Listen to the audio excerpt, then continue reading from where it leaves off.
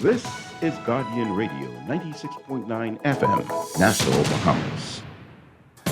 The views and opinions of the hosts and guests are their own and do not necessarily reflect the position of the management and staff of Guardian Network.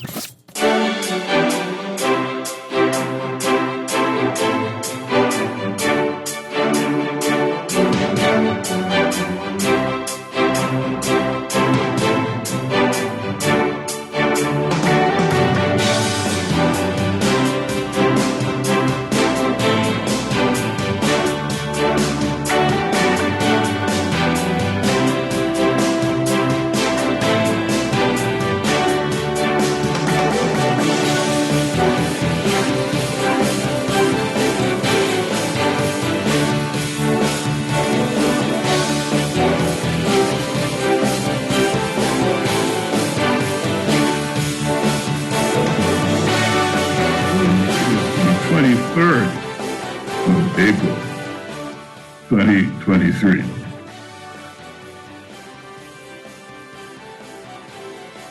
Welcome to the Political Review.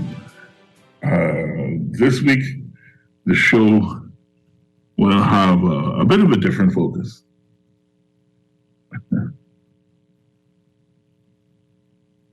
And you'll see why by the time we get to the end of our time together. Of course, this being Guardian Talk Radio, we've always been open to interacting with our audience by text. You can text us at 422-4796. That's 422-4796. And we have started taking calls here on the Political Review as well. So you can call us at 323-6232, 325-4316, and 325-4259. As I said, my name is Quincy Parker. I'm your host. John Lee Wally Ferguson is riding the board with me today, doing a fantastic job thus far, as is usual. This week, though, we're going to look at some geopolitical and multilateral financing agencies and the developments that have implications for the Bahamas. The reality is that while the Bahamas is a sovereign state, it is impossible for us to stand alone, especially in the current socioeconomic climate. And while our governments work to create new streams of income, new streams of economic vitality in the local economy, to create ways of increasing domestic investment and sustainable development and growth, the reality is that we must rely on our partners in the world economy to get through these tough times. One such partnership is with the International Monetary Fund. This particular multilateral funding agency has numerous programs that can and do benefit the Bahamas. And it is, in our view, high time that the Bahamas engage the IMF and other multilateral organizations much more robustly to get access to the cheaper funding for development that is the hallmark of these agencies.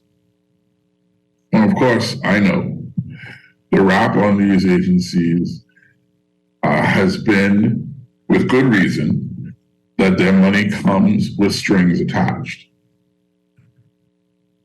And while that has been true to an extent in the past, we at the Political Review believe that times have changed and that those types of governance issues have largely been resolved in favor of such small island developing states as the Bahamas. Last week we spoke with Therese Turner-Jones, a Bahamian economist who served at very high levels in both the IMF and the Inter-American Development Bank.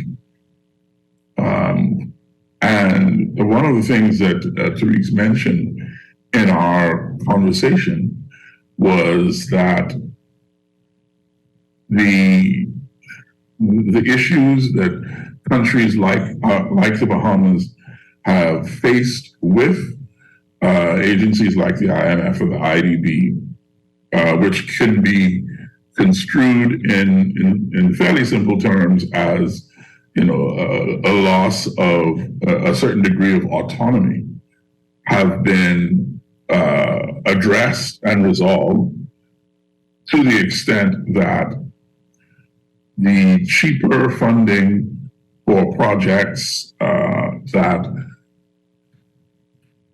are critical to national development, it outweighs any concerns that we might have at this point about IMF overreach in Bahamian government sovereignty, or IDB overreach in a similar vein. And so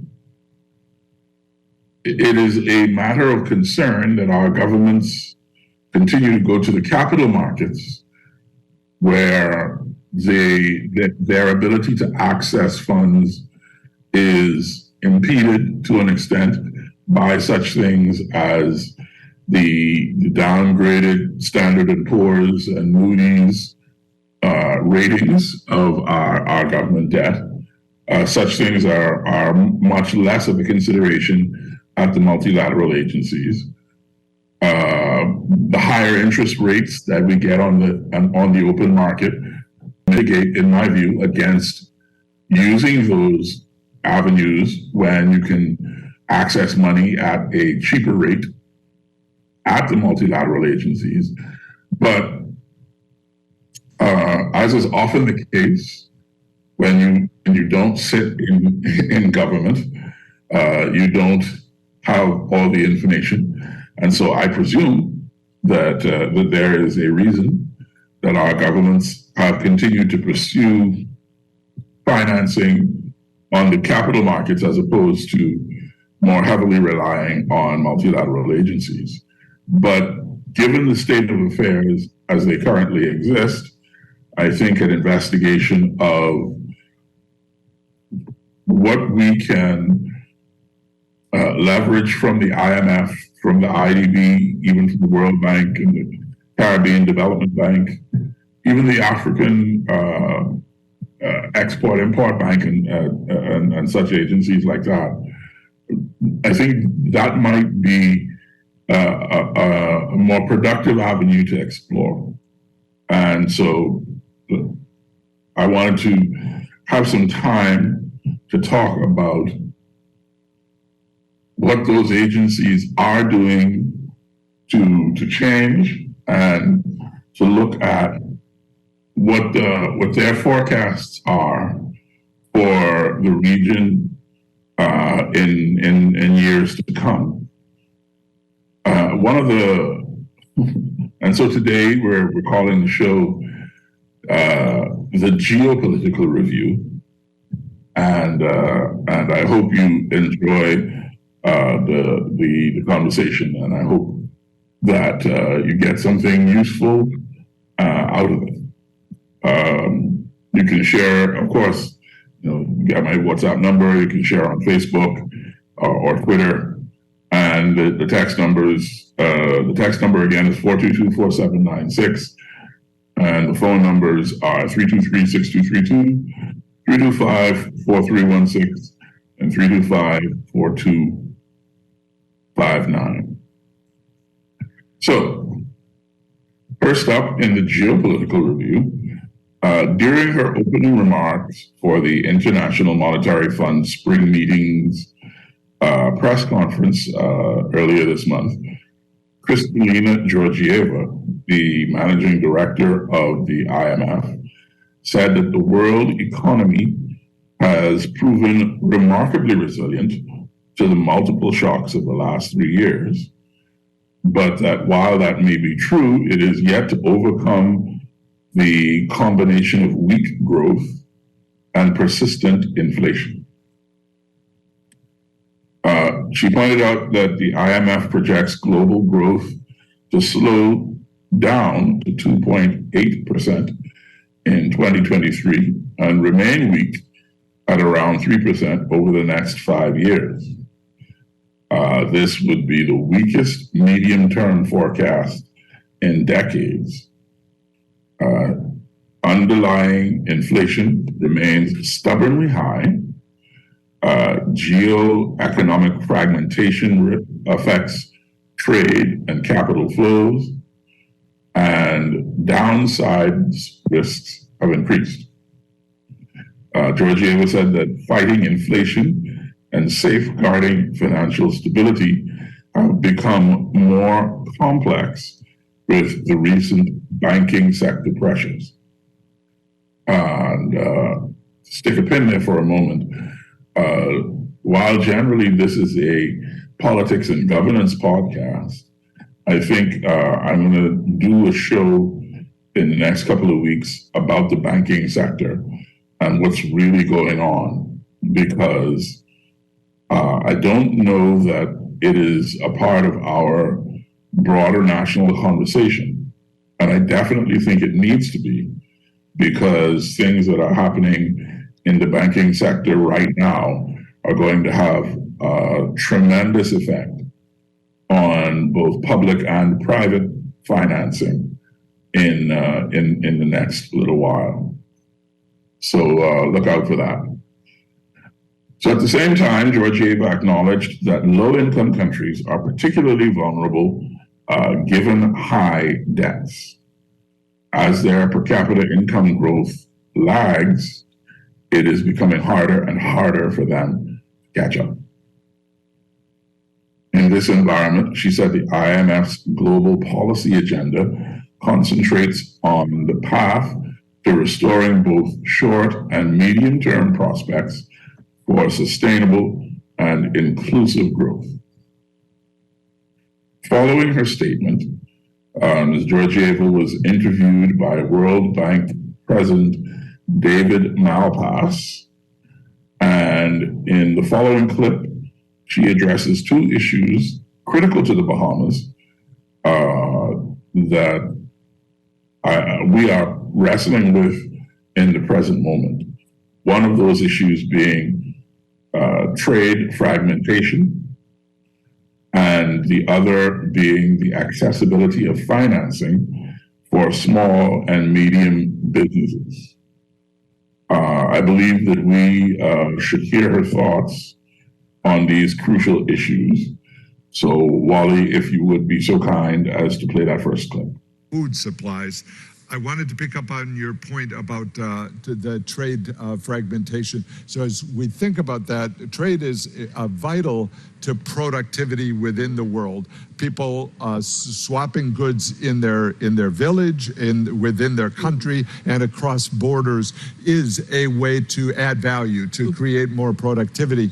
And to the extent that that breaks down into regional blocks or protectionist blocks, that's a concern. And right now, that's the direction of travel for the world to as it looks to stop the globalization and to reverse it. The risk is that it will come out with unproductive structures, and that also will weigh on world growth. And I guess I'll finish on your opening point that just the move from very low interest rates, I think artificially low interest rates, and the capital allocation that went with it, meaning investors all over the world were making decisions based on the idea that it was 0% interest rates for a long period of time, low for long, and that misallocated the capital. So to bring that back to productive uses is really hard. If you say, well, we're going to keep the interest rates at current levels or go to a more normal levels of interest rates, that means losses for banks that had a duration mismatch, as we saw with Silicon Valley Bank. And so there's losses being allocated by the world system now, but we should keep in mind, if you just lower the interest rates back down, it won't solve the problem. What that means is that people will suffer from inflation. The dollar weakens, the inflation rate goes back up, and that hurts the poor the most. So I think there has to be a goal of finding a low inflation environment and dollar stability for the future. Very much agree with that. Central banks do have a preoccupation to bring inflation down. And it is paramount because without price stability, there is no sound foundation for investments and for growth. Their job has become more complicated because of the exposure of vulnerabilities in the financial sector. That means attention has to be paid to financial stability. Fortunately, they have different tools they can apply to deal with these two different problems. They can fight inflation by keeping interest rates higher for longer, and they can provide targeted liquidity should there be a need to bring down risks to financial stability. What we have seen is a remarkable, rapid and effective intervention by policymakers, primarily central banks, but not only. Financial authorities, supervisory authorities, regulatory authorities. Once there was a problem exposed, they acted swiftly. And this is very different to what happened during the global financial crisis. So there is something to celebrate. We learned a lesson, we act on it. However, when we look into the future, the problem that you outlined, allocation of capital, it has to be recognized that without the confidence that productivity is going to go up, how does it go up? It goes up when there is effective investment in education, skills development, adaptability to changing labor market needs. It gets up when there is effective investment in research and innovation, and it goes into private sector performance. It doesn't stay locked into monopolies that only have access to these new discoveries. And productivity goes up when division of labor that trade provides is effectively energized. I do hope that as we have these meetings to talk about the immediate pressing priorities of price stability, financial stability, we will pay more attention to how the world can go into a higher growth path. I apologize. This is vital to the world. Getting the growth rate higher is important for people's jobs. It's important also for the migration patterns of countries. You know, if we're in a world where people have to migrate to other countries in order to have access to capital, that is a challenge. And they're being pushed by climate change. They're being pushed by their own countries having domestic debt problems. And so that pressure is substantial. So I think there's an urgency to the policy changes. Now, I want to inquire on one specific area. As the central banks raise interest rates, they've described it as a goal of reducing demand within the economy. I think there really has to be much more awareness that the long-term solution is through much greater supply, and that means short-term financing for small businesses, for medium-sized businesses. right now, or somehow we fell into a cycle, I think, over the last 10 years, where the central banks were buying long maturity assets. And that really fundamentally changed the direction of the world toward bigness. Governments can issue 10-year bonds. Small businesses don't issue 10-year bonds. And so one of the things I hope we could do is really have a clear view. How do you get back to a world where short-term financing is available to businesses? We're not there. I very much agree with this, David. It matters to everyone. It matters a lot to emerging markets and developing economies. We know that in emerging markets and developing economies, if the small and medium-sized enterprises are suffocated, there is simply no way to generate the jobs a growing population demands from in these countries. So that question of how we think about financing, accessibility to finance for everyone, especially for women-led business, is something that the World Bank has researched for quite some time. This is again on the list of issues that got pushed down because of this shock upon shock upon shock. And I want to say we cannot finish this conversation without recognizing that one of these shocks, the senseless war in Ukraine, can go away by just a decision taken by the country that invaded Ukraine to stop the war. Why that matters? Why that matters for what we are discussing here? Because one, this war has distracted the world's attention from many other pressing problems.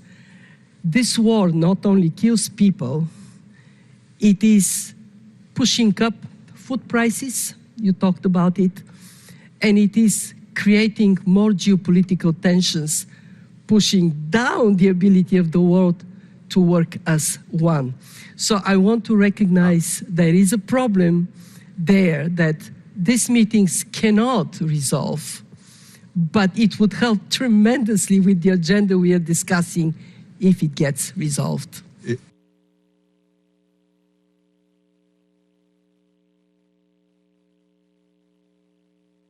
Sorry, folks, I had my mic muted during the clip. So it's clear then, listening to the World Bank president and the executive director of the IMF, that at the multilateral agency level, the direction must be, or the direction that they suggest is to invest more in small business rather than government bonds as a way of stimulating growth in these vulnerable economies. That is, to me, very, very crucial as a policy direction from a multilateral agency. And I think that there is something there that our policymakers can certainly take under advisement, take into account as government policy is made and enacted. And we're going to come back to trade fragmentation in a while, in a bit, but the idea of trade is crucial to the resilience of an economy. And the fact that the Bahamas continues to operate at a trade deficit in the hundreds of millions of dollars, and at the same time does not appear to invest significantly in small business as a system, not on a one-off basis. It suggests that there's perhaps a pivot in our policy direction that might be appropriate. So it'll be interesting just watching how policymakers proceed against the background of certain policy changes at the multilateral bank level. But to get back to the main, to Georgieva's address, the main body of that address was dedicated to highlighting three priorities of the IMF's global policy agenda. First, she talked about restoring price stability and safeguarding financial stability as prerequisite for a return to robust growth.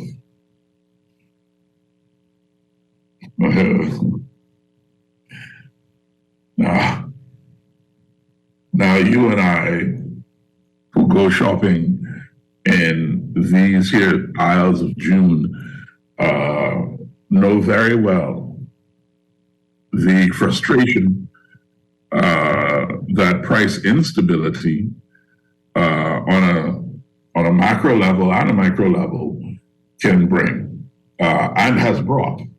I speak about eggs. I speak about juices. I speak about even things, like cheese and fruit, bread, bacon, coffee. The fact is that you can't go into a grocery store without feeling like you're rolling the dice. And while the grocery store is the most obvious and perhaps the most important area where we are seeing price instability, it's not the only area. And I'm talking about here in the Bahamas. I'm not talking about anywhere else right now. And so it's critical that we understand that financial stability and price stability are prerequisites for any kind of robust growth. Whatever the prices stabilize at, they need to be stable. Georgieva, meanwhile, pointed out that as long as financial pressures remain limited, the IMF expected central banks to stay the course in the fight against inflation, that by holding a tight stance to prevent a de-anchoring of inflation expectations. Further effort to reduce budget deficits is critical to support the fight against inflation and to reduce debt. But she said that must be coupled with targeted support for the most vulnerable. She had direct advice for central banks as well, arguing that they should address financial stability risks where they emerge, working closely with regulators and supervisors.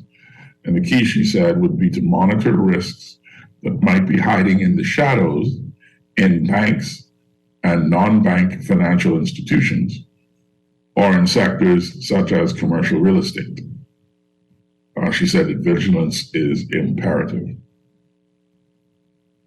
And we've seen some of the vulnerabilities in commercial real estate lately, where the regulator there had to fine a number of practitioners for being out of compliance. And we know the concerns that have been raised about non-bank financial institutions, which has led to a degree of scrutiny. And I would say justified scrutiny in terms of the gaming industry and some other places where people have been using those institutions to perform what might traditionally be called banking functions. The second priority of the IMF's global policy agenda, that was highlighted by Georgieva, was the rebuilding of the foundation to sustain future prosperity. She said that by acting now to advance structural transformations and counter fragmentation, governments will be able to think of steps to accelerate, for instance, the digital revolution, to improve the business environment, and to boost human capital and inclusion. She also encouraged them to think of the green energy transformation. An estimated $1 trillion a year is needed for renewable energy alone. And she said that would pay dividends in terms of growth and jobs. And before I leave this priority, I really want to point out that one of the things that makes, I think, the Bahamas, or stands the Bahamas in good stead for weathering these storms, in addition to the robustness of our tourism product, is the presence of what has been traditionally a very well-educated workforce. We have some really smart people, really creative people in the country who have often had brilliant ideas that were, I would say, ideally suited to address some of the problems that we've faced in the country, but who often have faced an inability to get funding because of one thing or another, or an inability to break into the market because of one thing or another. And so what often we see is these highly educated and brilliant Bahamians and these creative Bahamians take their brilliance and creativity elsewhere, where they are able to bring those amazing visions that they have out of the realm of imagination and into the realm of practical reality. And one of the things that I think we should be doing as a country when it comes to this kind of idea to sustain future prosperity is we should be really focusing on making the most of the human capital that we have here in the Bahamas.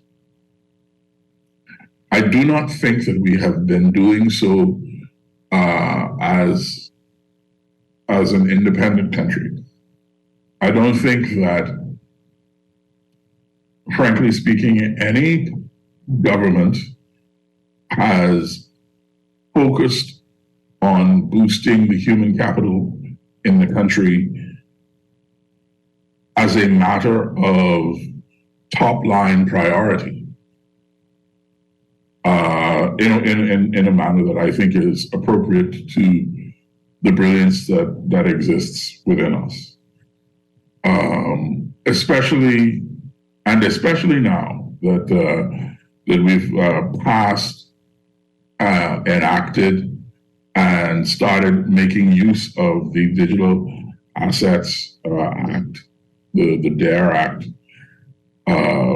which places us right on the leading end of facilitating a digital revolution. I think that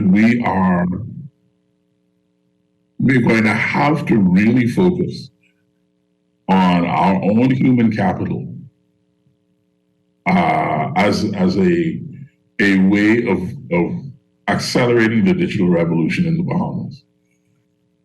My suspicion is that the DARE Act was conceived at the government level as a tool to attract digital entrepreneurs to the Bahamas without really giving thought to the fact that it could also be a tool to facilitate digital entrepreneurs within the Bahamas. And I think that that is part of how we as a country continue to see our own human capital potential. It is always bring in an outsider for their expertise rather than can we find the expertise locally. And that, I think that will have to change. That must change.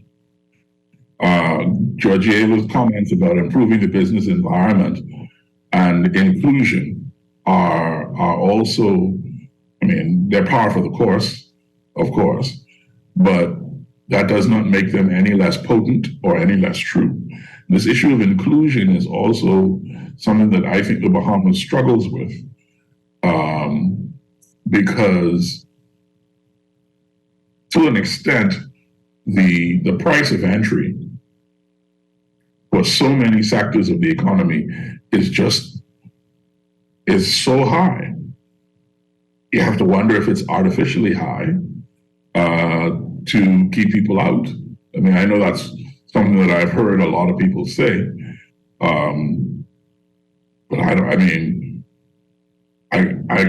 I don't want to accept that as true. But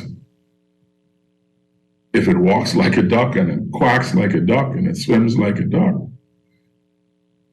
I mean, folks, what else are we to think?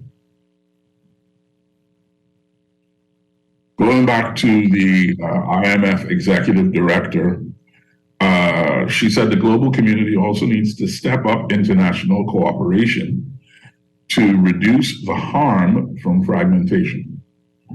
IMF analysis shows that the long-term cost of trade fragmentation could be as high as 7% of GDP.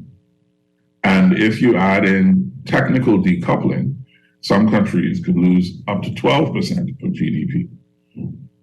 That means fragmentation of capital flows, including foreign direct investment, would be another hit to global growth.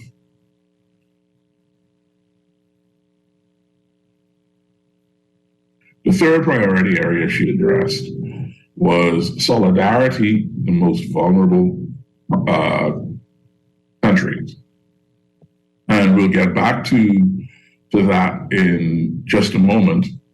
But before we go on, we'll take this call. Caller, you are live on the political, well, this week it's the geopolitical review. Thank you very much for calling. How may I help? Hi, Quincy. This is Carlisle Bethel. How are you, man? Hey, Carlisle. I'm incredibly well. How you doing? I'm doing well. I can't complain.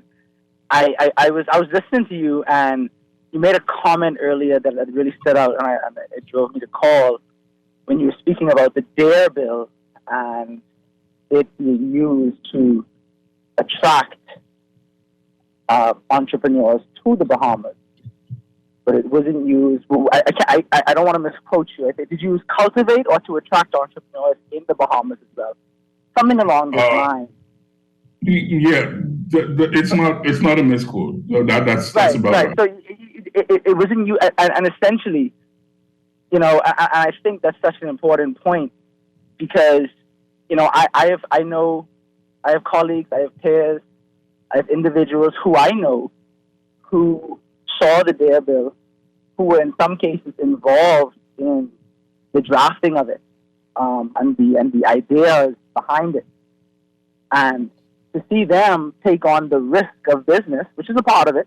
There's risk in business, and those who take on that risk, they take it on knowing that there's a risk, but they take on this risk to go into business in the Bahamas, in this new segment of the economy.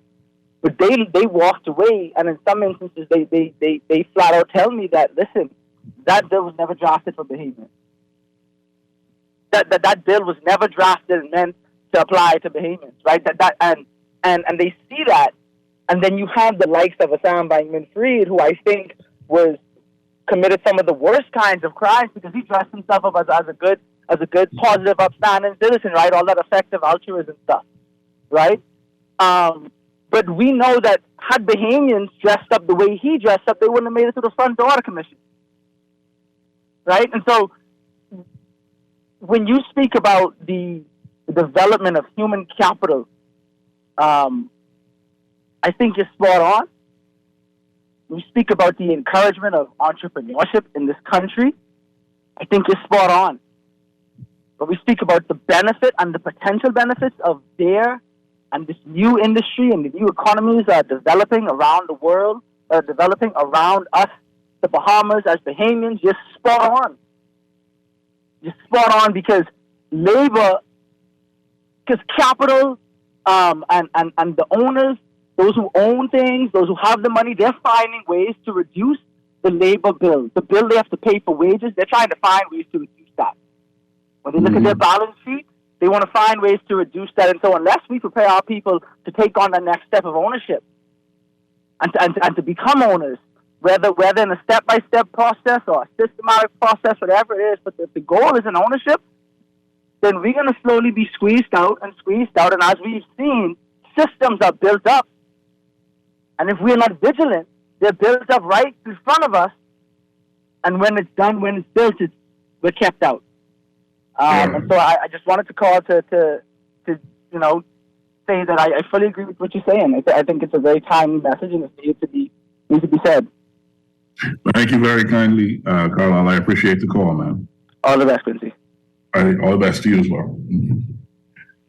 I tell you, folks, it is how do I say it?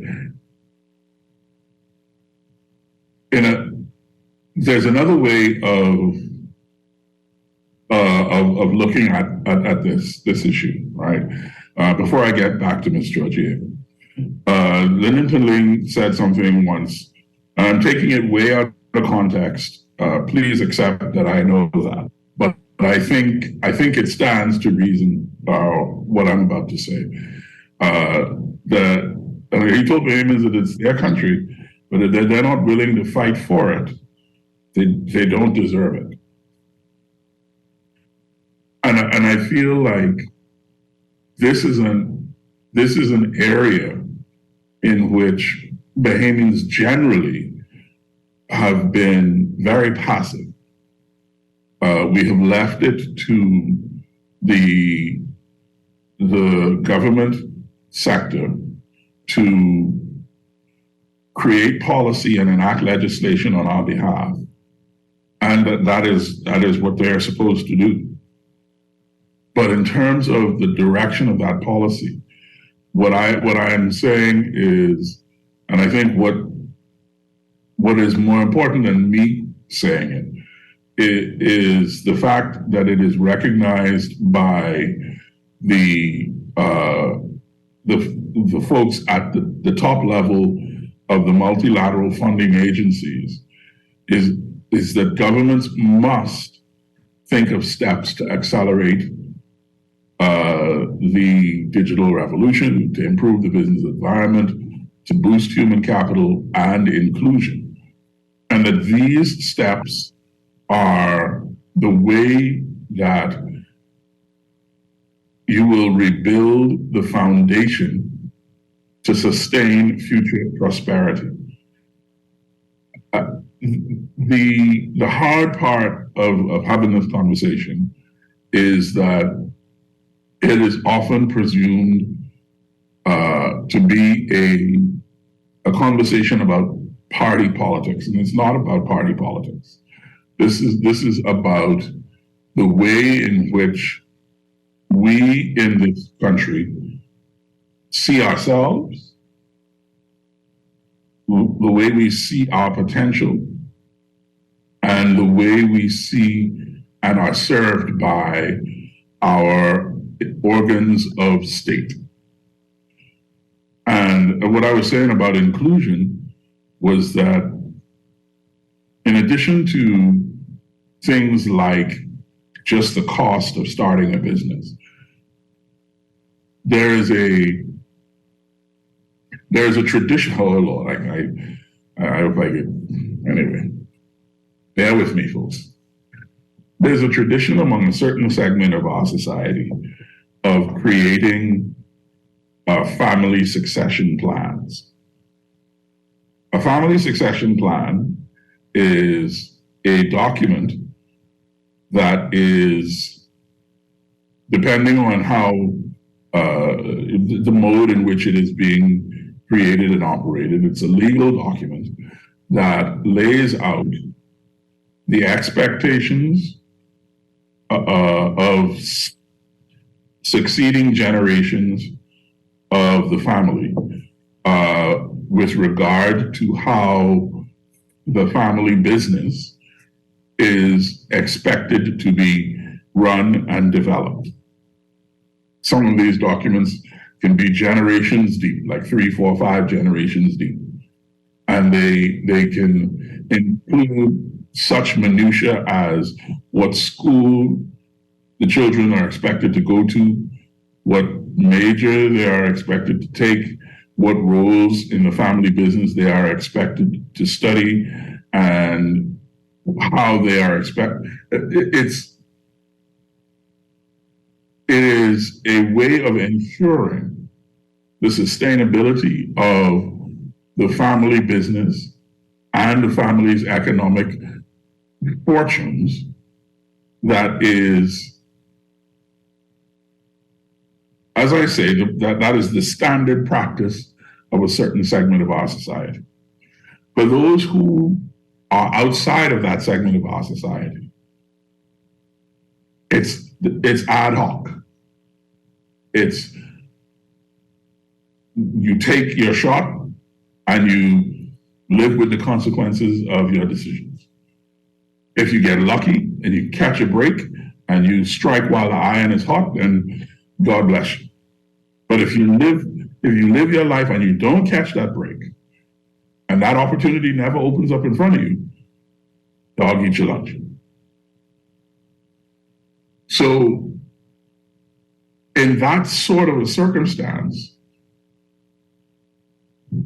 it falls on the government, particularly in a representative democracy like ours. It falls on the government to ensure the inclusion of as many of its citizens in the work of the economy as it possibly can. And I encourage our governments to continue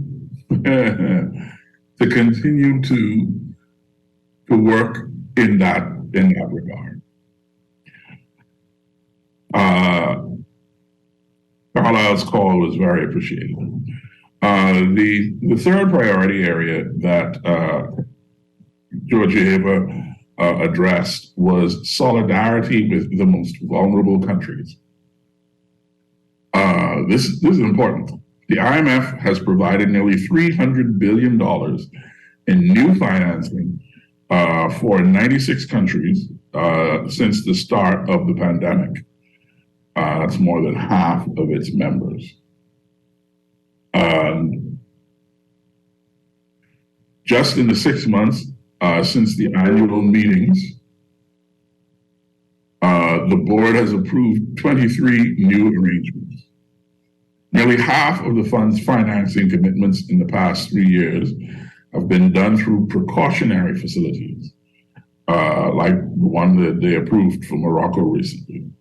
And they serve as an additional buffer to countries with strong economic fundamentals. She asserted that the IMF has stepped up support for vulnerable middle-income countries, including through a temporary increase in the amount members can borrow from the IMF. Georgieva asserted, and this is my final point, I believe, on the priority issue, that for the most vulnerable members of the global family, additional support from the international community is essential.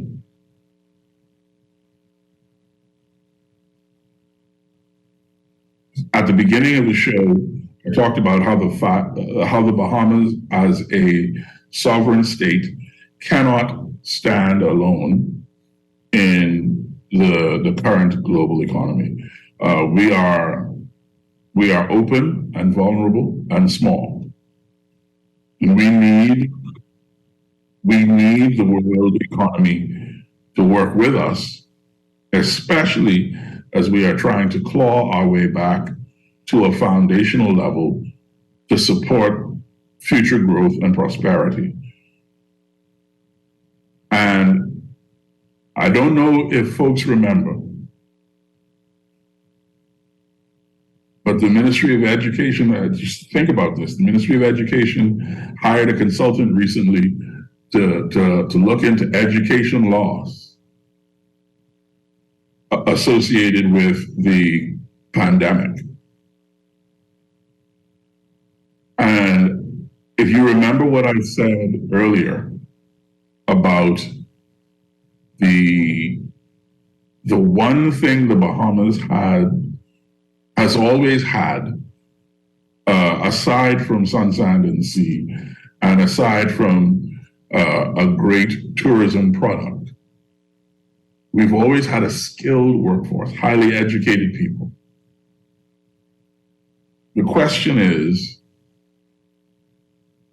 have we been investing in maintaining that advantage? And what are the results, if any, of that investment or lack thereof? So before I finish with IMF Executive Director Catalina Georgieva, I want to point out that she also reported on the Global Sovereign Debt Roundtable, which is co-chaired by the IMF, the World Bank, and India as the chair of the G20. And what she said was that particular roundtable forum is making tangible progress. The roundtable brings together public and private creditors, as well as borrowers, to accelerate restructuring cases, including those under the G20's common framework. She highlighted positive outcomes from the forum's recent meeting. First, they agreed to improve information sharing on macroeconomic projections and debt sustainability assessments at an early stage in the debt restructuring process. Second, they reached a common understanding on the role that multilateral development banks can play, notably through the provision of positive net flows of concessional finance. And I think that phrase, positive net flows of concessional finance, is one that should be pinging the radar of all of our government entities. And third, they would pursue a work stream, including a workshop organized in the coming weeks on how to assess and enforce comparability of treatment. She also mentioned that key players met recently to discuss urgent funding gaps in the Poverty Reduction and Growth Trust. IMF concessional financing has increased more than fourfold since the onset of COVID. Coming into the meetings held I think it was 2 weeks ago, the fund had been calling for $4.7 billion in loan resources and $1.6 billion in additional subsidies resources to maintain the interest-free support She reported that 5 countries, Ireland, Japan, Portugal, Saudi Arabia, and the UK, had all come forward in the past weeks with substantial new pledges or contributions.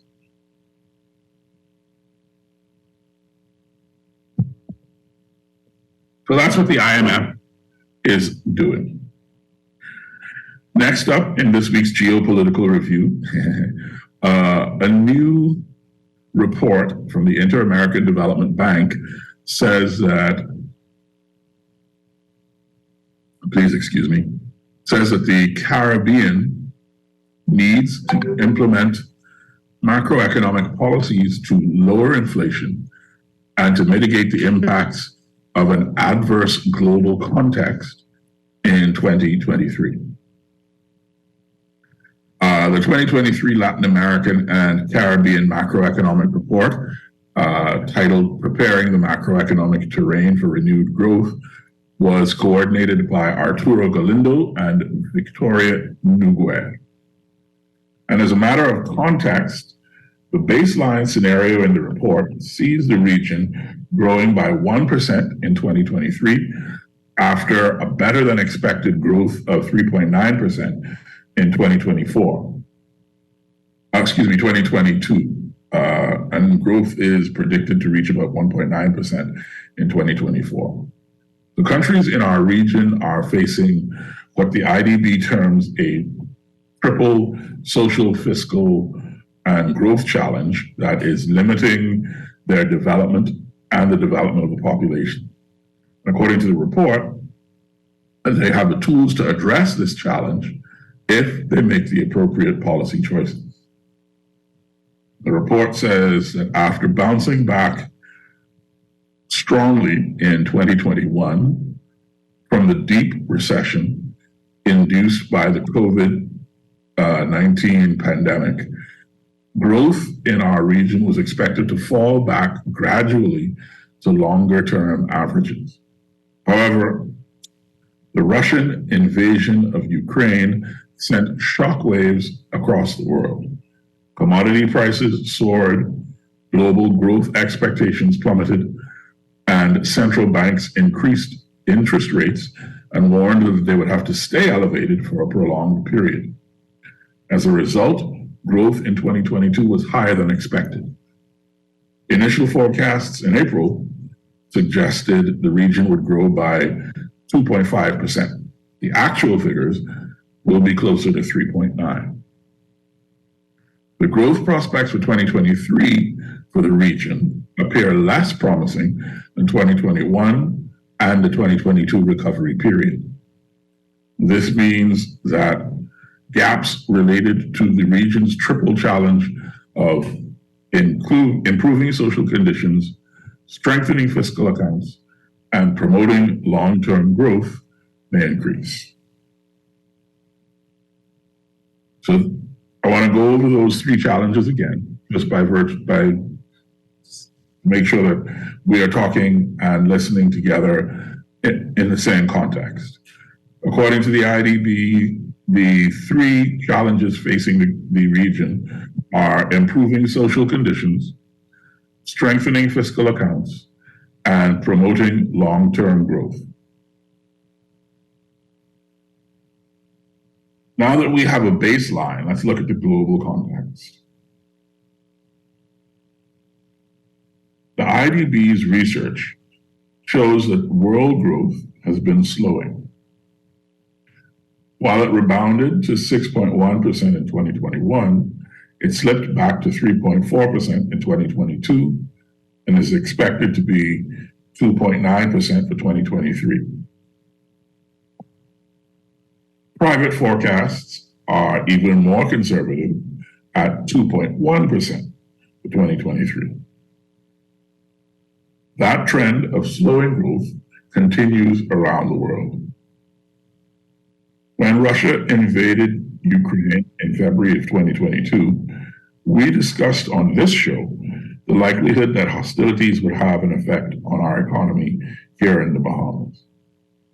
Despite some skepticism, I remember being told that they were on the other side of the world and that we wouldn't really be affected outside of tourism.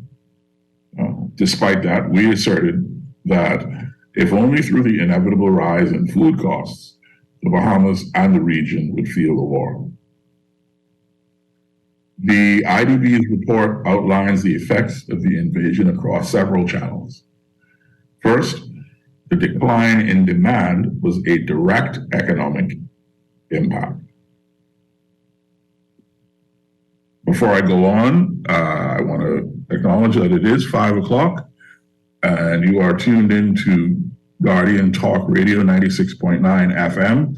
You're listening to the Political Review with your host, K. Quincy Parker. That's me. Wally, you want to take a break here and then come right back? I think that probably is for the best. So we'll take a short break here and we'll be right back on the Political Review for Friday, for Sunday, April 23rd, 2023. We'll be right back.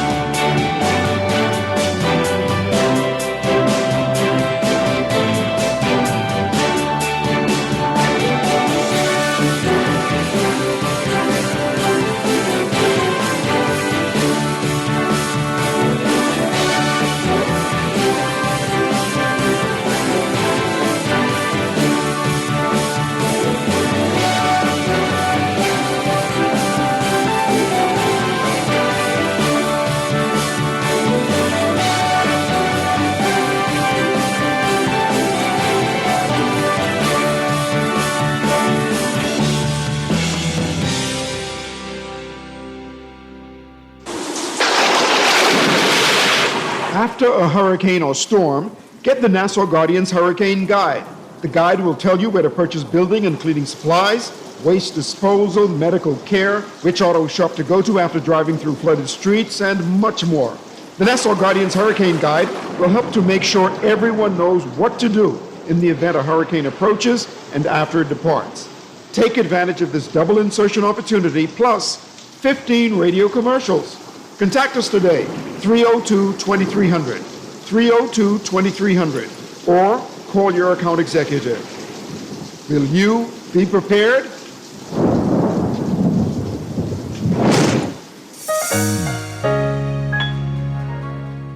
Tired of paying too many bills and loan payments each month? Shrink your monthly debt payments down to one easy payment with our debt consolidation loan. It also has a built-in savings that pays you 5% interest. Inquire about our debt consolidation loans today.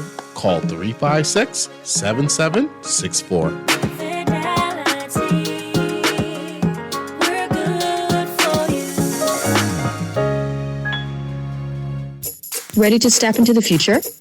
From your front door to the backyard and everywhere in between. See and speak to whoever's there with Ring Video doorbells and security cameras now available at Alive. Protect what matters most, all from one easy app, available in your Google or Apple Play Store. Visit bealive.com/ring to learn more. We are alive.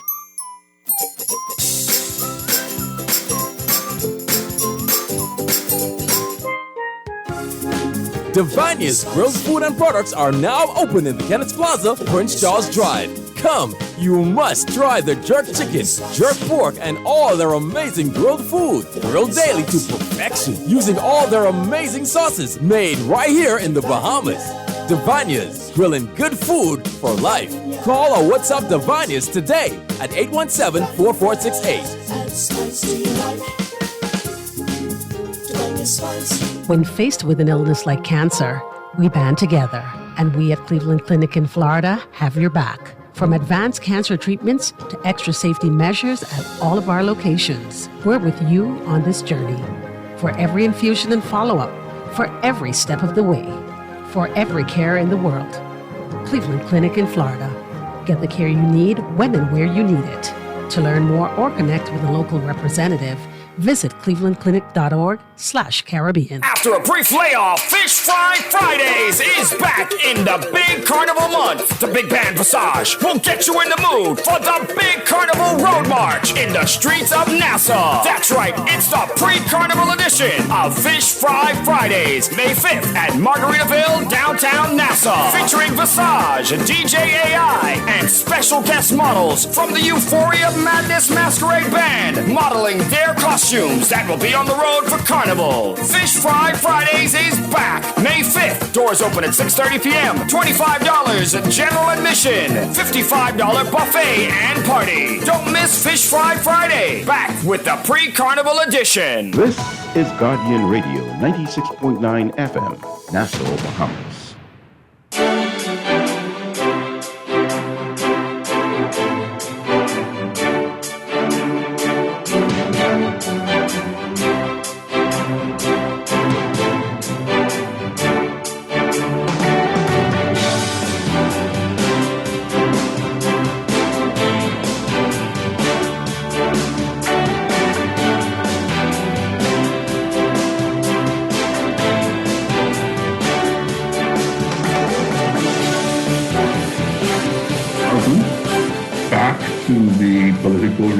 The geopolitical review this week.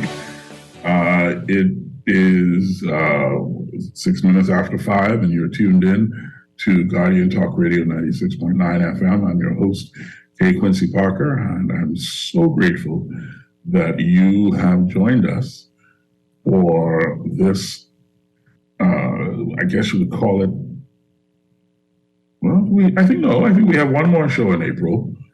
So, am I right? Boy, yeah. One more show in April. And then it'll be May, my Lord. And we start the second quarter. The second quarter of the year. Sweet Lord. Time just continues to move so fast. So before the break, we were talking about the fact that the research shows very deliberately, very clearly that global growth has been slowing. Did rebound to an extent in 2021. It's slipped in 2022 and is expected to decline even further in 2023. And we had been talking about what the IDB is saying that the results, I guess, or the effects of the Russian invasion of Ukraine have been across several channels. The first was the decline in demand, which was a direct economic impact. The second was the sharp rise in energy and other commodity prices, further impacted growth and inflation negatively. Third, the increase in inflation provoked tighter monetary policy from central banks across the world, which depressed growth prospects even further. And finally, stock markets fell, wiping out billions of dollars in firm valuations. All of these impacts spread across the world, affecting virtually all countries, but especially small open economies like those in our region. And growth forecasts for the region are impacted by global projections, particularly those for the United States. So when we look at that, in the April 2022 World Economic Outlook, the IMF indicated U.S. growth would be 2.3% in 2023, but downgraded that forecast to 1% in October. The IMF upgraded the 2023 growth expectations to 1.4% in January, and recent figures from private forecasters suggest it will reach about 1.3%. So now that we have contextualized the issue against slower growth in the major trading partner of the region, let's look at some of the highlights of the report, which can be found on the IDB's website. The first thing I'm going to look at is the vulnerability question, because the risk highlighted above, particularly for the U.S. economy, carries significant risks for the Latin America and Caribbean region. Shocks to the U.S. growth, just to be very clear, carry significant implications for Latin America and the Caribbean. We know this. We've lived and experienced this.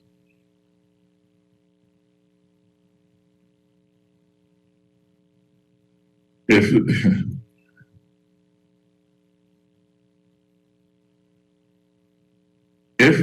U.S.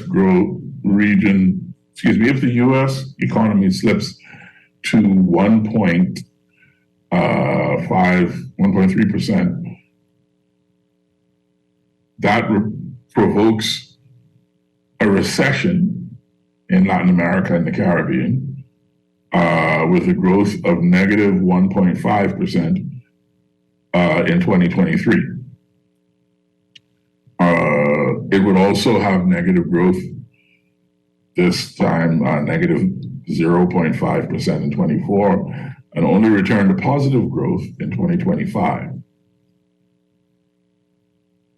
The report confirms that tourism-dependent economies suffered more than others during the pandemic, particularly given the travel restrictions, and that those economies have not fully recovered. I hope you're listening. Given the uncertain demand conditions for tourism, especially from advanced economies, they may once again be particularly impacted. This means that the apparent resurgence of the Bahamian tourism product must be carefully examined, carefully shepherded, and understood as an anomaly in the global environment. The increasingly uncertain and challenging global economic outlook casts a shadow on advanced economy demand for travel and tourism over the next 1 to 2 years. The latest survey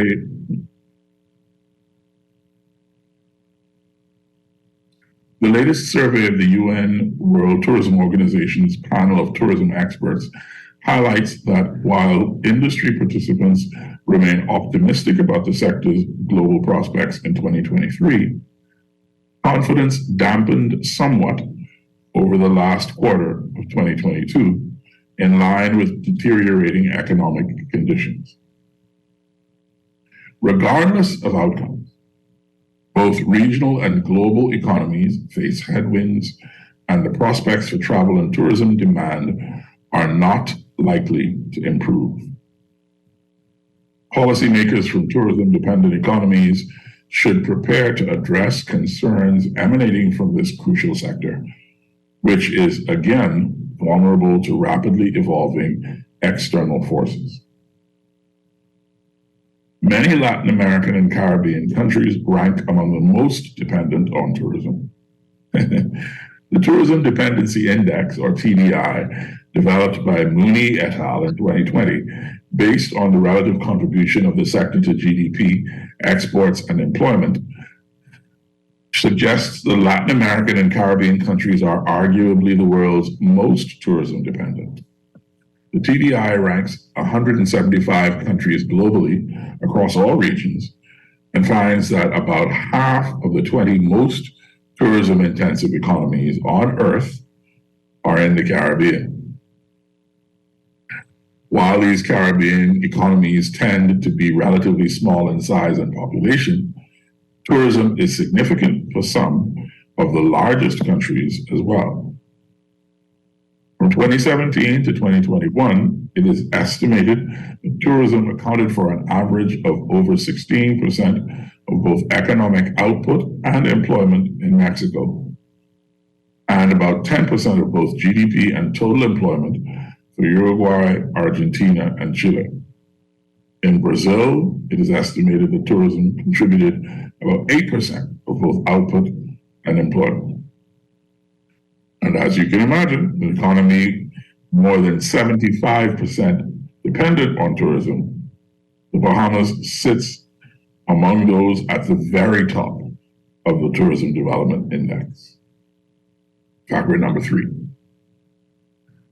In aggregate, about 28 million Latin American and Caribbean citizens depended on the tourism sector for some part of their incomes and livelihoods in 2018, which was the last year for which final data are available.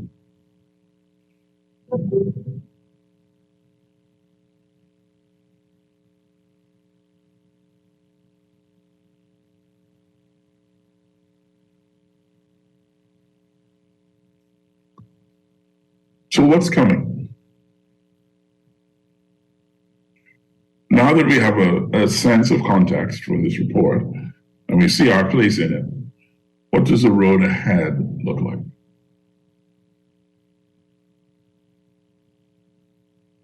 The report says that our region faces a year in which global demand may be depressed, compensated partially by the reopening of China following its strict COVID-related shutdowns, and high financing costs. In some countries still struggling to stabilize inflation, financing costs may continue to rise. Against this backdrop, countries in the region still have policy room to maneuver and avoid deeper than needed economic contractions that could further derail them in closing the social, fiscal, and growth gaps that constitute their triple challenge.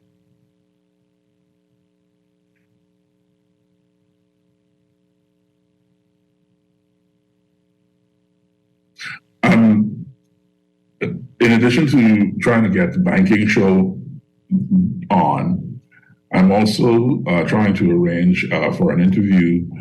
If I could get John Rowe from the central bank, I think that would be ideal, to talk about some of the policy actions that that these multilaterals are both suggesting and implying that the Bahamas and other countries like the Bahamas have as options to try to mitigate some of the economic damage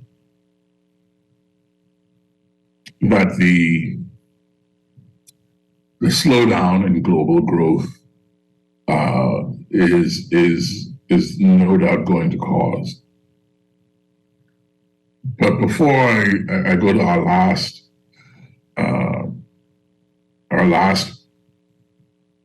story for this week's geopolitical review, which is a little bit lighter, I want to point out again that there is a level of self-determination in listening to these reports and what these multilaterals are saying, and I guess I will get into that after we take this call. You are live on the Geopolitical Review Welcome. Yes, Quincy Parker, Seattle and Johnson. I was listening to your show, and what prompted me to call is the fact that if you listen to the undertone of what you've said and what they've said, it's an absolute need for basically shift to the new economic models that has basically taken over the world, accelerated by COVID, and beginning in 2020. As a protagonist, an agitator, an advocate for embracing digitization of the economies, for actually March 3rd, make 2 decades of actually doing it from this jurisdiction. And you made mention of the DARE bill and others. And I would tell you that in 20 years, I've yet to see a single policy or an act that was made for primarily benefits of Bahamians and inclusion for them into the new economic models that the world is quickly evolving to. Even where we are beginning to talk about this new carbon economy that is estimated to be $2 to $3 trillion by 2030, and we are said we are the leaders in this region in setting the trends, and the Prime Minister's going everywhere. I have not been able to find a single written document showing our policy or strategies for implementation involved in it. A lot of the funding that's available globally in the green economy, the blue and ocean, which could come back as a subset of the newly emergent carbon economy, we don't seemingly have anything that would direct individuals to that way. As you talk about the development of the skill set, the human capital development, as we move into digitization. And I could tell you artificial intelligence is going to accelerate what COVID has started. We don't have an education regime that actually begins for the preparation of upskilling of those within the country, though I think we have the ability, the competence for the upskilling, but we just don't have the strategy to actually transfer or acquire these skills for the new involvement. If you look at the Bahamian economy, as we brag about tourism numbers have come back up, you'll see that if the numbers are back up and the hotel is reaching occupancy, and the fact that that the workforce has not returned to match pre-Dorian, you would then naturally assume then that we're having something called a jobless restoration or jobless growth. Now, if you take a moment and you look at the tourism industry, Hello? Go ahead, Seattle. I apologize. I didn't mean to interrupt. Right. I'm saying if you look at the tourism industry for restoration at the $7 million range that we said we reached back in, and most of those are visitors on coming to inclusive hotels called cruises. If we look at from an economic standpoint, from the dollars spent, if we look at even getting 300,000 of those converted, meaning that we need to re-examine the model of tourism to basically capture maybe 300,000 of those 7 million people or 5 million people that's on those cruise ships and somehow convert them in. And if you use the numbers that is given to about the spend and just round it down to $1,000 per week for the 300,000 people, spread out over the number of time, we could easily add a few $1 billion to the actual gross domestic product, but at the same time move towards, as we call it, these short-term vacation rentals, which when the people come would stimulate the activities, meaning that we'd have to have what is called a defined destination type environment, bringing them back beyond sun, and sea, reintroducing service. But when you look at when you say for the small business growth and development, as someone in it, and I heard Carl Bethel, Carl Bethel, and I've watched him, and I watch others who try to enter the digital space, and I see where he's going, where with the fintech type environment, with his crowdfunding environment. But if you look at the policies and legislation in place, he is going to have a struggle in regards to doing that because there's no real policy to bring in the real fintech space that's supported by SUP tech, which is supervisory tech, reg tech, which is regulatory tech, prop tech, which is property technology. Then you have to move into that, something called insure tech, and even TradeFi. And so we are still trying to do so much from an analog type environment when the world is moving digital. And now with artificial intelligence entering the space, the economy is going to be moved at the speed of thought. And so, I've talked to so many people across multiple administrations and see a lot of people who somehow knows what needs to be done, but it's somehow we never seem to be able to bring people around the table that knows how to have those things done. And we hear things like technology hub and all of these different things, but nobody talks about the infrastructural improvement that these things are built on. We talk about teaming up almost like a form of sister city. And so you go to another sister city and say, oh, they have a tech hub, and then they're going to help us develop ours. They're struggling, and I don't see how they would develop us to become a competitor to them for the type of environment. And so essentially I think somehow we need to talk about the digitization of the behemoth economy. Now, we talk about digitization, and since 1968, we've been trying to digitize the government so that we could have a digitalization. We talk about digital transformation, which is a culture among people. But, I don't see, and I'll challenge you to go back for 20 years or 30 years and present at least one written policy or an actual strategy that one could say, these are the steps that we have to take, these are the things we have to do. Because we talk about things a lot, but we don't seem to bring people around the table that actually can actually do these things. We seem to be locked into this family, friends, and lovers, foreigners, political party club. And I can tell you, Quincy, not holding too long, but going from COVID, and even now, someone has been involved with artificial intelligence for going on 2 decades, and having a wife that's one of the first set of Gen Zs, 1996, 27 years old, being involved with artificial intelligence, machine learning, and deep learning, and these things for the 6-7 years we've been together. And I would consider one of the most proficient people in that country. There's no room for her. And so even now, as the world is beginning to change, and we have developed these platforms, very similar to Mr. Bethel and others, that we have to begin to look at our jurisdiction as being more viable than the country. Because even when you call government ministries and government ministers, and even as a foreigner, you see calling these development and investment corporations, office of the Prime Minister, you cannot get a single bit of information, a single call, or even anyone in any ministry to have a conversation in regards to how can I do something.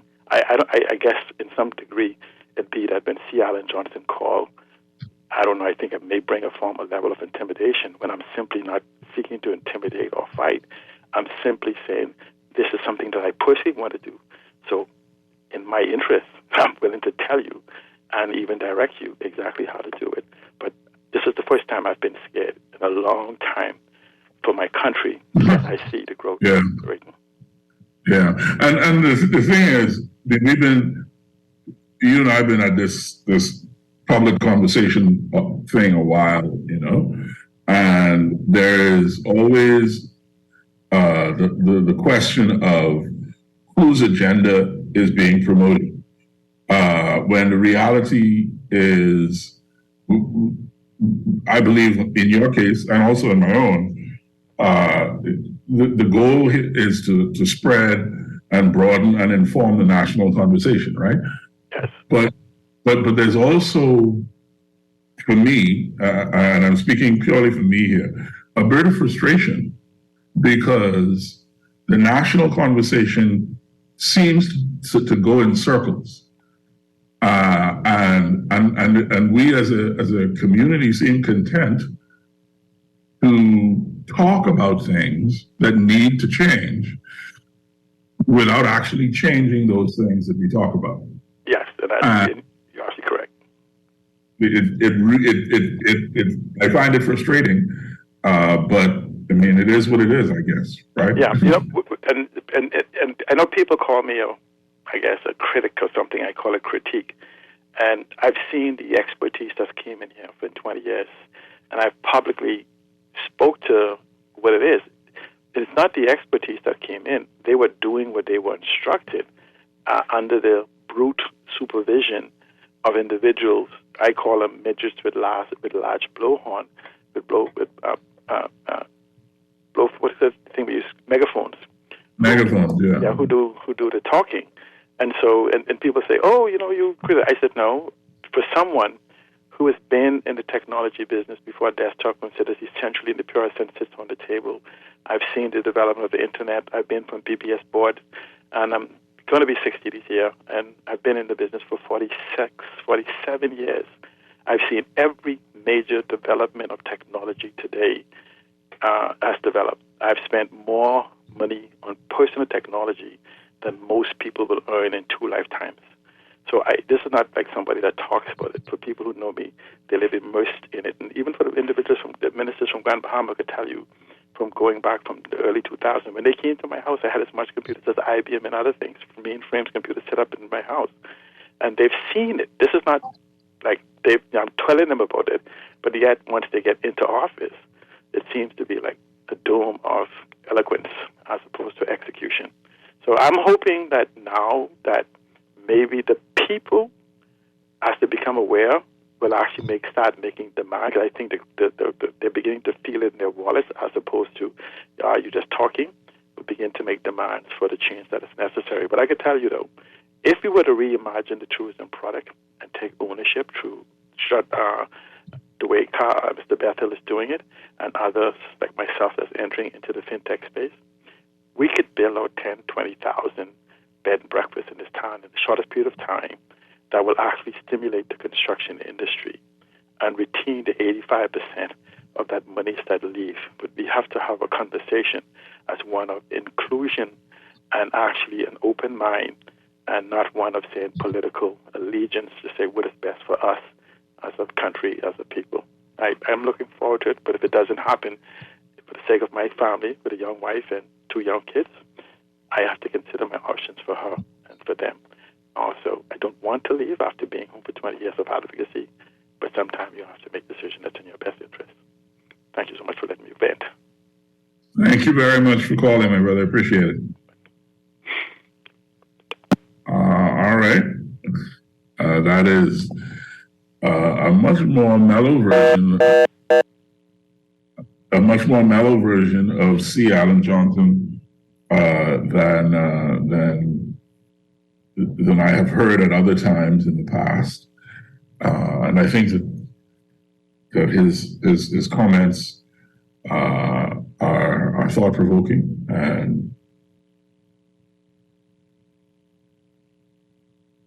I would like to take him up on his challenge. I think I'm going to do that. But in any event, finally, on this week's Geopolitical Review, Stanford professor, speaker, and best-selling author Tina Seelig recently shared with the IDB some insights on the transformative power of creativity to fuel innovation and unlock new opportunities for development in the region. It was a webinar that she gave titled Unlocking Creativity for Development. And I want to play a bit of that conversation for you. She was interviewed by Juliano Ciabra of IDB. And before we get to that clip, we'll go back to the phones and take this call. Caller, you are live on the Political Review. Thank you for calling. Thank you, sir. Good afternoon. Good afternoon to you. I'm seizing the opportunity just to briefly mention something. I took a look at the BBC Business News, and I heard a new term of shrinkflation. I cannot pronounce it properly. It's it's the partner to inflation, meaning giving you less of a product and keeping the price the same. And I noticed in the beginning of your program, you were speaking of inflation in the grocery stores and so on. Right. So I just wanted to keep on your good work of analysis on the political review or whatever the name of the new name of the program every Sunday. And I'm happy that I'm able to call in, because I noticed when I call in the morning, somehow my number is not getting through. So I don't know if I was targeted. No, I'm sure that's not the case. Yeah. All right. But just keep up the good work. Thank you very kindly, my brother. I appreciate it. All righty. Okay.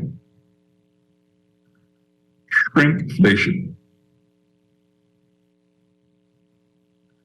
In economics, shrinkflation, also known as the grocery shrink rate, deflation, or package downsizing, is the process of items shrinking in size or quantity, or even sometimes reformulating or reducing quality while their prices remain the same or increase.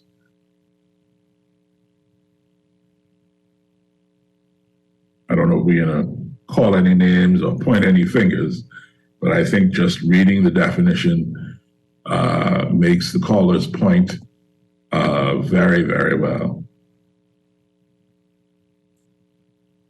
Wow. All right. So if we have time, I'm going to play two clips. The first is, as I say, this is Stanford professor Tina Seelig talking with Giuliano Sibra of the IDB. And here's the first clip, Wally, if you could.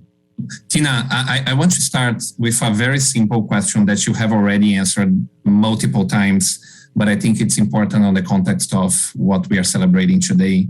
I heard you once in a podcast explaining how you see the difference between imagination, creativity, innovation, and entrepreneurship. Great. And I wonder if you can share your thoughts about this so we can start. I thank you so much. I love that question. It's something I care deeply about, because I think one of the major problems we have with innovation is that we don't define it clearly. If we asked everybody in this webinar to define innovation, we'd have that many different definitions. And so I decided, as someone who teaches creativity and innovation, to put a stake in the ground and say, here are the definitions that I think really make sense. I wanted definitions that were really clear and crisp, easy to remember, easy to learn, easy to share with others. So here they are. Imagination is envisioning things that don't exist. Super simple, right? But we do this all the time. And it's certainly when we're children, this is something that comes very, very naturally, is imagination. Creativity is applying your imagination to address a problem. So applying your ability to envision things that don't exist to solve a problem. So for example, if you're hungry, you open the refrigerator, you apply your ability to imagine, a peanut butter sandwich to solve that problem. Innovation is different from creativity. Innovation builds on it. Innovation is applying creativity to come up with a unique solution. So a creative idea might be new to you, but an innovative solution is new to the world. And there are times in which you really, really need a creative solution. You just need something that's, I don't care if I've invented it, it's going to solve the problem. And there are times you really need an innovation that pushes things further. And then finally, entrepreneurship is applying the innovation to scale the idea and bring it to others. And I like to compare this to a baby learning to talk. A baby naturally babbles. They apply those sounds to make words, the words to make sentences, and the sentences to make stories. And it's the same type of hierarchy that happens in the creative process. Very good, Tina. And every time I hear, it sounds like it's so easy when you explain so So thank you for sharing this. And one other aspect that I want to address with you is the role of constraints on fostering creativity. How do you see them? And if you can elaborate also, not only on how do you see constraints and creativity and what's the tension between them, but also how do you see creativity and those constraints on the short term and on the long term. So how do you see the impact of constraints on both short and long term? Yeah, so you could look at this question in a couple of different ways. So I'm going to answer both ways. Go ahead. One is, how can constraints stimulate creativity? Perfect. The other is, what are the constraints to creativity? Did you have one of those in mind? I have both of them in mind. So okay, good. Okay, so let's already solved me one question. So go ahead.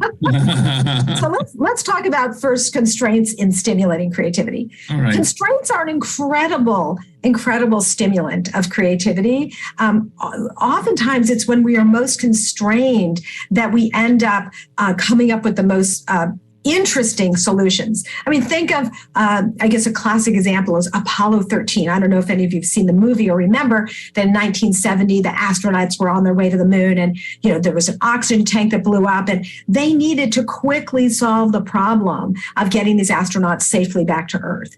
And oxygen was decreasing, carbon dioxide was going up. They had really limited time, lives were on the line. And in this case, they had to figure out what they could do with the very limited things they had in this space capsule. And they were able to use things in very unusual ways, like literally pulling the cover off of the manual and using the cover, not as a manual cover, but using it in a different purpose. Figure out how to connect things that weren't typically connected and using the things they had available. So that's an extreme example, but this happens every single day. I think about during COVID, when we were all of a sudden very constrained of what we could do and the creativity that was unleashed. I know that for me, I viewed it as one of the most generative times in my life. I was like, okay, what can I do with these limited resources? So there were lots of students who lost their summer internships when everyone went remote. And so I said, what can I do with what I have? And so I launched a virtual summer internships program, and we ended up doing it for hundreds of students, where we were able to give them an opportunity to have an internship that we did remotely, where we tapped into the resources we had. We have a huge collection at Stanford of online media around entrepreneurship. And I had them curating the content into different collections that we could use. And also they could then put this on their resume that they were interns with our program during the summer. So it was a win-win. And it's something I never would have thought of until we actually had those constraints. So constraints can be extremely, extremely stimulating. And I give a whole talk on this, on creativity with constraints. And I want to point out that there are lots of different types of constraints, right? There are input constraints, there are process constraints, there are output constraints. And so when you think about constraints, they're not all the same. Sometimes the constraints are things like you only have $5 in 2 hours, right? The constraint could be you have to use this methodology. It could be the product that you make has to fit in your back pocket. So think about the types of constraints you have and what and how you're going to use them to stimulate creativity. So then there's the other question of how can constraints inhibit creativity? Yes. And these usually come from organizational constraints, where, especially around failure. If you are in an organization where you're not allowed to fail and experimentation is not celebrated, then their creativity gets constrained.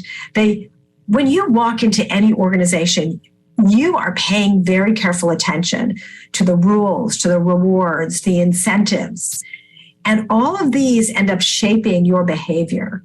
And so as an organizational leader, you have not just the opportunity, but the responsibility to think about what sort of environment you're going to create if your goal is to enhance creativity. So, and one important one is that if people feel as though they're going to get punished if things don't work out perfectly, then they are going to be constrained in their creativity. So, if we listen to the first part of what Professor Seelig said, she gave 4 very succinct definitions that I want to repeat because I think they are ideal to use for what is imagination, what is creativity, what is innovation, and what is entrepreneurship. Imagination, she said, is envisioning things that don't exist. Creativity is applying your imagination, that is, your ability to envision things that don't exist, to address a particular problem. Innovation is applying your creativity to come up with a unique solution, again, to a particular challenge or problem. And then entrepreneurship is applying your innovation to scale your idea. These are incredibly useful definitions. And one of the things that I thought was really instructive about that segment of the conversation was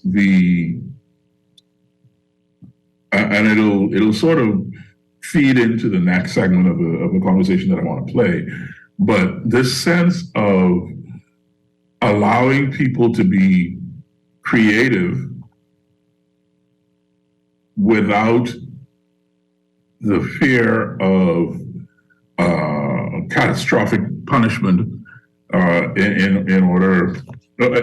response to perhaps the failure of an idea or something along those lines. There's a real sense sometimes when you and the reason that I brought it up is because we have a country of incredibly creative people, but we seem to have drawn a very rigid and firm distinction between the creative realm and work. And we think generally, we are thinking that the only people who should be encouraged to be creative at work are artists. The reality is, if you look at the examples, or excuse me, the definitions that Professor Seelig created, creativity really is only applying your imagination, which is your ability to envision things that don't exist, to address a problem. And in my view, a big part of the challenge facing the Bahamas is the lack of creativity around solving our development problems. What we do is we borrow legislation and we look to best practices from elsewhere, and we try to adapt those things to the Bahamas. And sometimes it works, but more often than not, it only creates more problems down the line. And I feel like public service and governance is an area where we ought to be truly encouraging our brightest minds to employ creativity and innovation. And I guess that's the sort of the context for this next clip, Wally, which if you could play that now.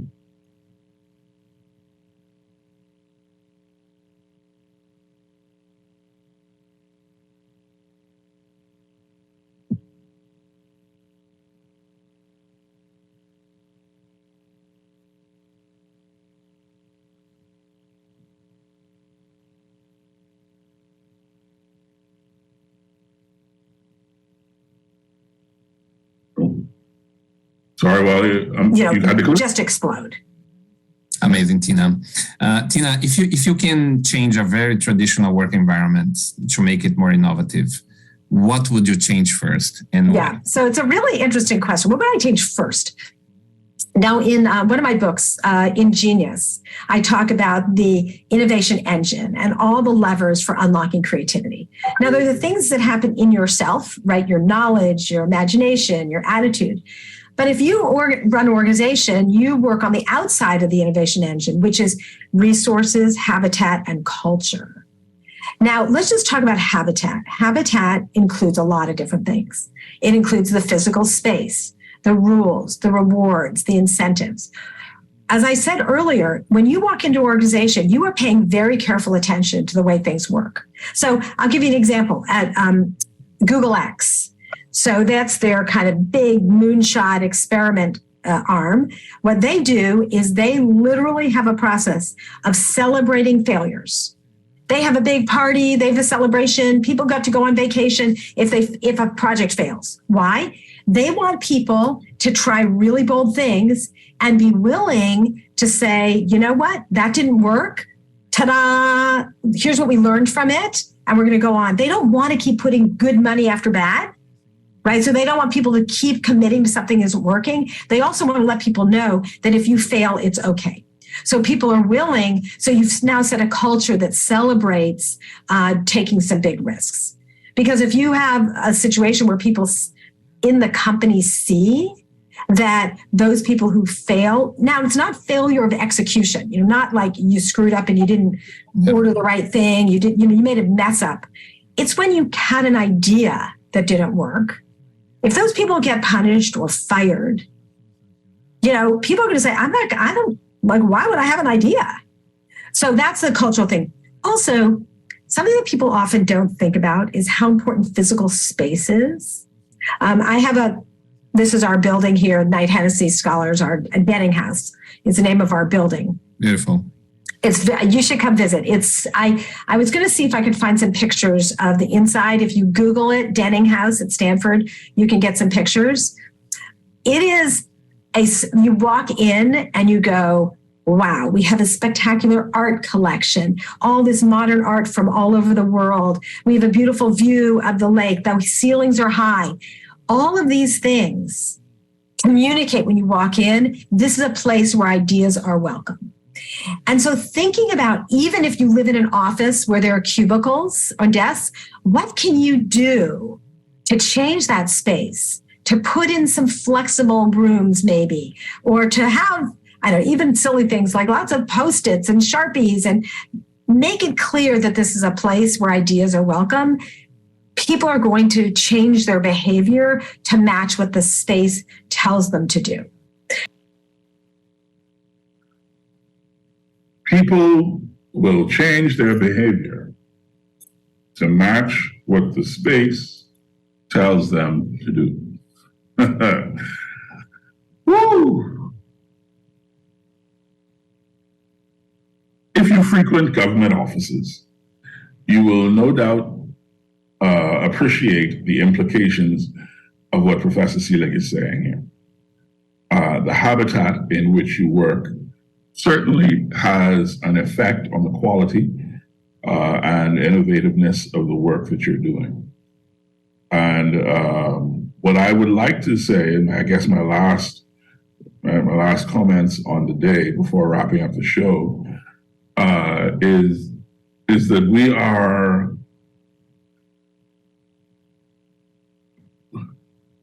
we are cutting off our noses to spite our face by setting up our public service spaces in a way that is almost designed to kill the spirit of creativity and innovation.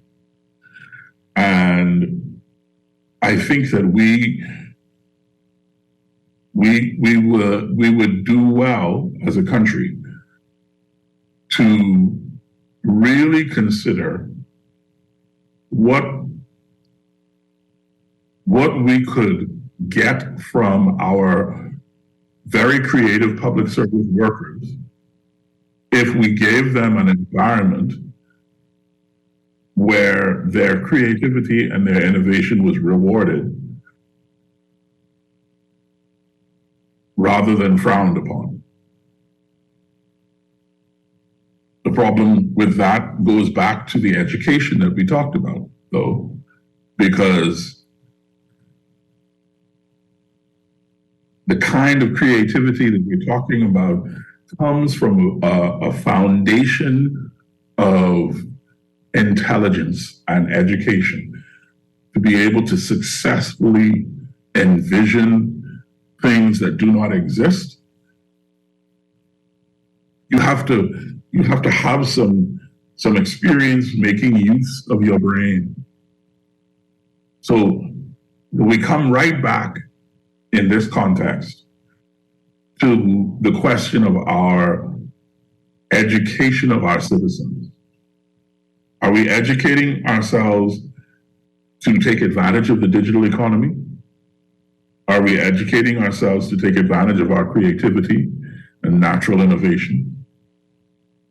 Are we educating ourselves to be able to take advantage of opportunities in business that may only come once in a while, and we need to be ready to take them when they come? So much of this is interconnected. And I worry sometimes that we as a people are focusing so much of our energy on the wrong things. That's why I chose not to talk about politics today, but to talk about the geopolitical environment in which this country is existing.